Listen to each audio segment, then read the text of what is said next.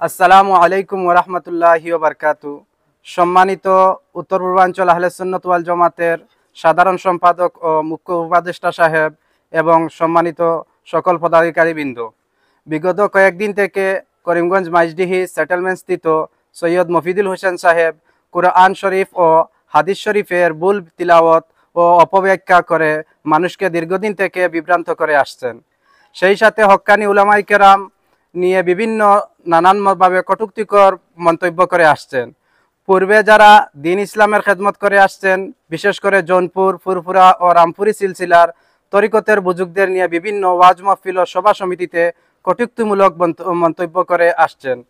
সেই ধারাবাহিকতায় বিগত 23/8/2024 ইংরাজি রোজ শুক্রবার করিমগঞ্জ জেলা জুলুসে মোহাম্মদী সাল্লাল্লাহু আলাইহি সাল্লাম উদযাপন কমিটির জরুরি সভায় ওনার বক্তব্য হযরত আলী রাদিয়াল্লাহু তাআলা আনহু এবং ইমাম হাসান ও হুসাইন রাদিয়াল্লাহু তাআলা আনহুমার শানে বেয়াদবিমূলক বক্তব্য দেন।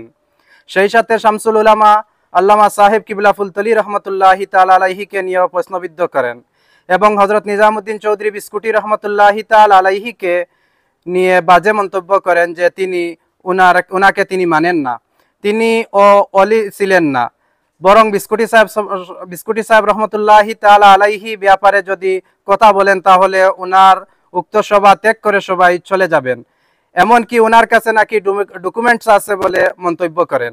সেই সাথে উত্তর পূর্বাঞ্চল আহলে সুন্নাত ওয়াল জামাতের সম্মানিত বর্তমান সভাপতি তথা রাতাবাড়ি নিজামিয়া টাইটেল মাদ্রাসা শায়খুল হাদিস শাহ সুফি আলহাজ হযরত আল্লামা আব্দুল জলিল নিজামী সাহেবের নাম ধরে প্রকাশ্য সভায় তিনি বলেছেন ডলুগাং নাকি সৈয়দ সাহেবের এক মাহফিলে আক্রমণ করার জন্য নিজামী সাহেব নাকি ওনার ছাত্র ও সাধারণ জনগণকে বলেছেন, গুরুতর অভিযোগ করেন।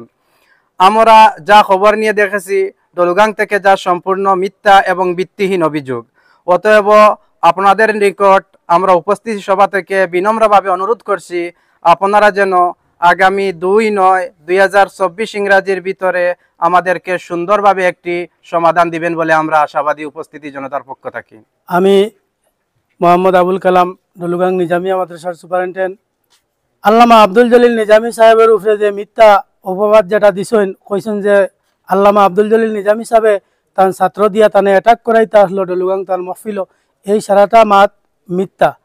ইলা কোনো ধরনের ব্যবস্থা নেব হয়েছে না বা ডলুগাং এই ধরনের কোনো প্রোগ্রাম হয়েছে না যে তাইন গেছেন আর তানে আক্রমণ করার লাগি কোনো মানুষ প্রস্তুতি আসলো না বা এই ধরনের কোনো পরামর্শ হয়েছে না।